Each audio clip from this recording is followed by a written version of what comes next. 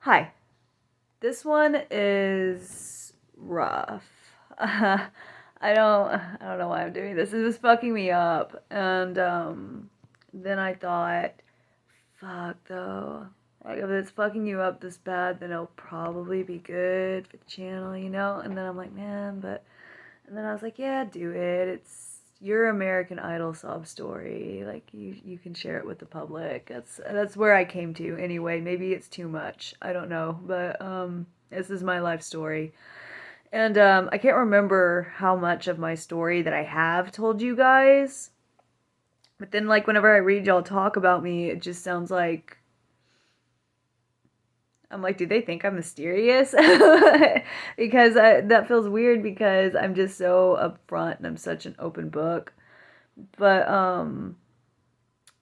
yeah, so oh man, here goes. It's almost funny how ridiculous everything was. Like I guess people love to talk about themselves and I don't mean to be all mysterious or whatever. I just don't like work customers knowing my real name.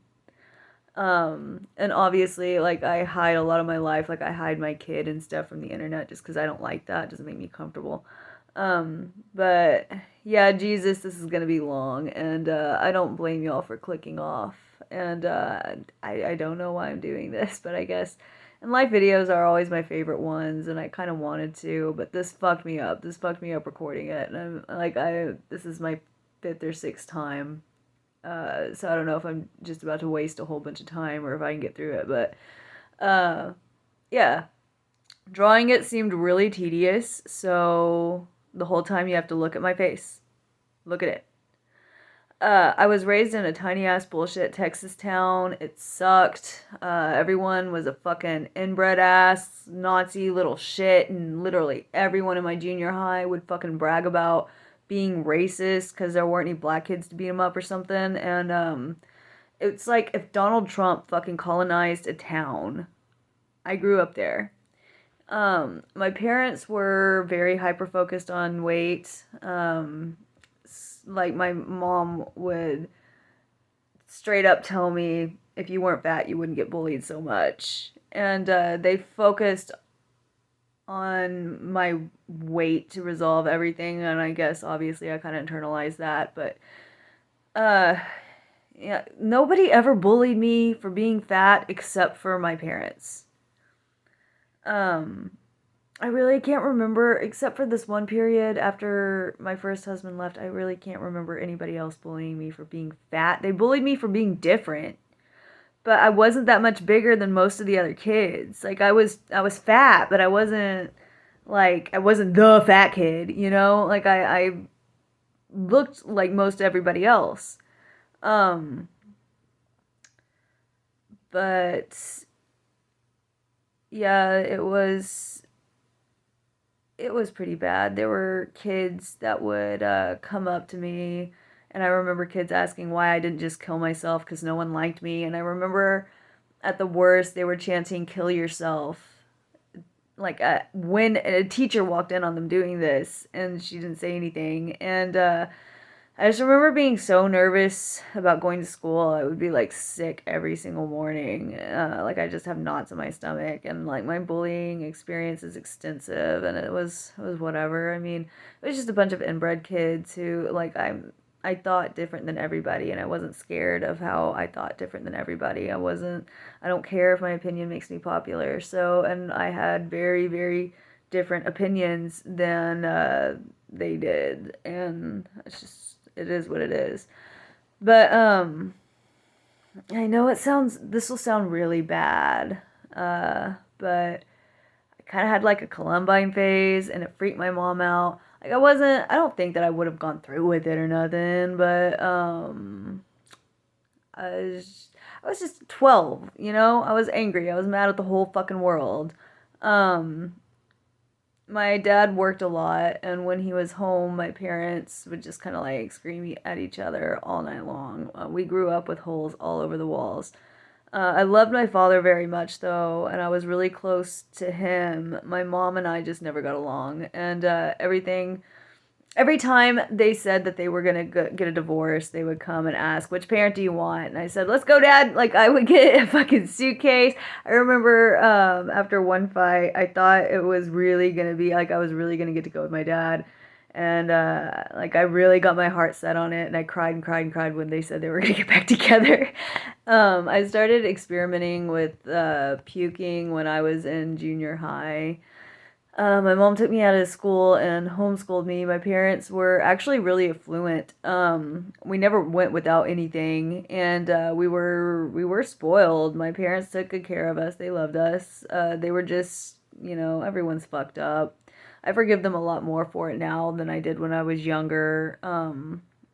They took me out and homeschooled me, which was, they had my back in other ways. They just, and I think with the weight stuff and stuff, they were mostly well intentioned, but I think my mom just has like this competitive rivalry with her sister, and it really pissed her off that like I'm all fucked up, and it pisses her off that I'm a fucked up cam girl and or bartender or all of these like lower like, oh my god, you're gonna do that for the rest of your life kind of jobs that would really piss her off.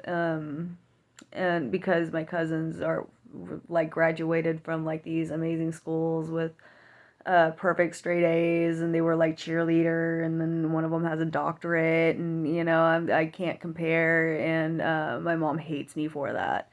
But I met, where am I? I kind of went off that. Yeah, I met my first husband online. We started talking when I was 14, and my dad died when I was 16. And I know he did stuff that sounds bad, but I'm not trying to portray him as bad. Like, he was a very kind and very hardworking man who would have done anything for his family. He was a family man straight up. He would give me and my brother anything that we asked for, like, he would provide. He was very intelligent, always took the time to have like long thought out conversations with me. My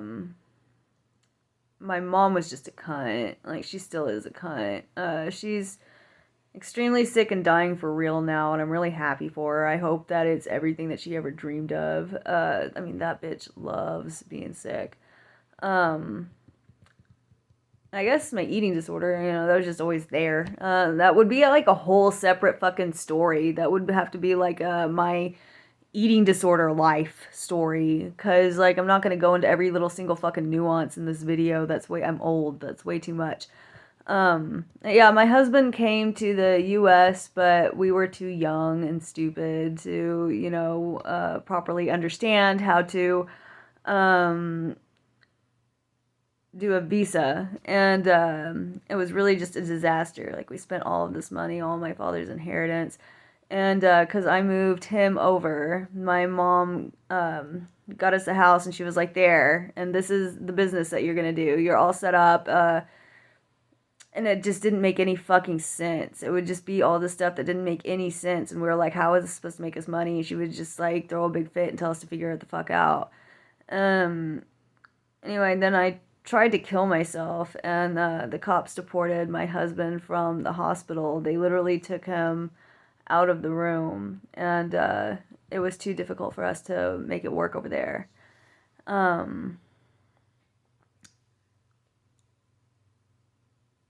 But we still talk. After all this time, we stayed in touch. I give him nudes in exchange for artwork and stuff. I attempted suicide again, and my mom and brother just kind of set me on a couch and screamed at me, and my mom didn't want me back in a hospital because it would reflect poorly on her, and then they told me just to get the fuck out of their house, and they don't want anything to do with me. I mean, like, people think I'm mean. No, no, no. That night they were mean. Like, I wasn't even close to being mean. But yeah, anyway, I dated this loser rebound for a minute. I'm sorry, I have a really bad lip picking habit. that I've had for my entire life. Also, I don't know if that constitutes as part of my life story, but there you go. And I dated this loser rebound for a minute. My mom pushed him on me really hard. She's really, really bad about being like, you can't do anything. You're a stupid piece of shit. You can't support yourself. You have to date up this guy who beats you up and cheats on you. And I mean, to their credit, eventually my brother did end up beating the fuck out of him. And I tried to get out of that situation myself. Like, I don't want to just make it sound like my family were always shitting on me. I mean, like, once in a while they'd have my back, I guess. But anyway, I tried to get out of the situation myself, but he just would not leave. I finally had to get away from him, and but I just went along with the next guy because I was really scared that my mom was right and that I was too stupid to be independent. And that's whenever I got pregnant and I didn't know what I wanted to do. I was being pushed into getting an abortion by my family because they said that I was a failure and I couldn't raise a kid. And I don't know, maybe they were right, but she's the only positive influence I've ever had in my life. She's the love of my life. I would do fucking anything for her. I would have been a fucking heroin junkie and totally gone off the rails with my eating disorder, killed myself or something without her. But my mom called CPS and told them a shit ton of outrageous lies. She told them that we deformed my daughter, that we smoked meth all day long. It was like pages of accusations. CPS finally said, look, you can file charges on your mother because we're gonna. And the state of Texas put out a warrant for her arrest for stalking and harassing me.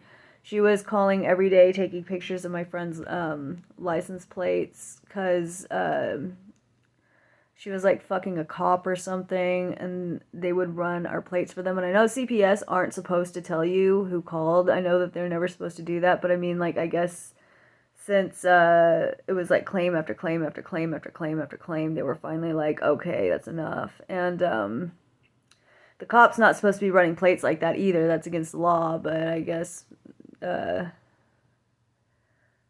law only matters to my mom when it's convenient to her. And none of those things were true. My daughter is the only thing that I care about. My life is better for her, and I know that she's worth everything. She worshipped me immediately. She was very attached to me, like the way that I was attached to my dad, even more so. And it is a terrifying responsibility to be loved and trusted that much. And I'm scared that I fucked everything up. And I don't know. It doesn't seem fair that she's the kid and she's done nothing but make my life better and be the only positive thing that's ever happened to my life. And see, this is fucking me up. And her dad and I are in this chaotic arrangement with custody, and her life is just getting fucked up, and it's not her fault. But she still thinks that I'm this big fucking hero. And even though, you know, I can't get full custody, she still worships me, even though I haven't done anything but fail her. And yeah, this is my 12th video. I'm just going with it. Okay. Her dad had an affair, and I threw a fit and drank all of his whiskey club whiskey. I don't know why the fuck they did whiskey club. Like, everyone got so fucked up. Everyone fought. We were just like one of the divorces from the fucking whiskey club. Like, fucking white people. But no one goes, oh, maybe it's fucking stupid to drink 20 different glasses of straight whiskey. I mean, but no, dude, I drank the remainder of what was left, and I mean, it was a case of like a shit ton of different whiskeys, and I went crazy. I made a video the night that I went crazy because I was trying to kill myself in that video, and I remember being really, like, one of the last things I remember before passing out, I was really scared sitting in there all by myself and dying alone. So I made a video because it was making me feel better, I guess, if that makes any sense. I know that sounds so stupid. Maybe I was just like crying for help, attention whoring. I don't know. I don't know where my head was at the time. I went crazy. Like, everybody, I remember people being like, 'cause I came home from the mental hospital because I had completely forgotten. I was away for 2 weeks and I came back and I was like, oh my God, the video. I forgot about the fucking video. And whenever I look back, they were like, why is there blood everywhere? He had all these pint glasses. Um, and I smashed all of them. And I was like falling. Like it was literally, the floor was completely flooded with glass that I broke. And I was like slipping everywhere on them. My face is still all scarred up and fucked up from it. It was one of my crazier, yeah, I went crazy.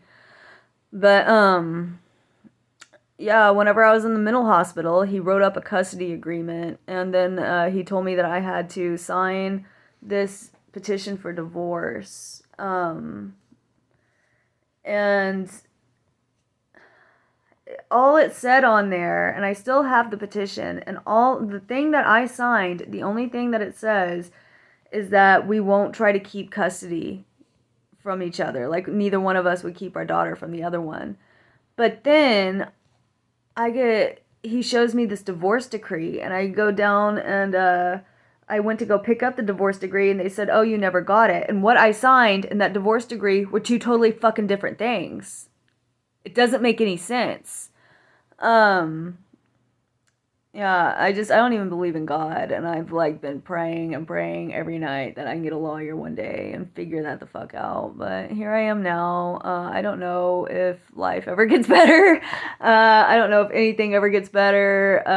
But yeah, if I can hold on, you can hold on, you know. It's all over naturally one day. Like life isn't that long. That's that's my best advice I can give to a depressed person or somebody who's going through anything similar. Like you will get to die eventually. Just see it through. Just do your best to see it through. You got this far, man. Okay, bye.